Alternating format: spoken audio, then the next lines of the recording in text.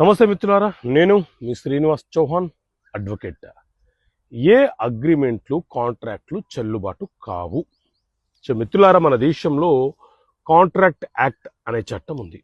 దీని ప్రకారంగా ఎవరైనా భయపెట్టి బెదిరించి మిస్రిప్రజెంటేషన్ చేసి ఫ్రాడ్తో మనతో ఏదైనా ఒక అగ్రిమెంట్ కానీ కాంట్రాక్ట్ కానీ చేసుకుంటే అవి చెల్లుబాటు కాకుండా చెయ్యాలి. వెంటనే మనము పోలీస్ స్టేషన్లో కంప్లైంట్ ఇచ్చి వారి మీద క్రిమినల్ చర్యలు తీసుకోమని ఫిర్యాదు చేయాలి.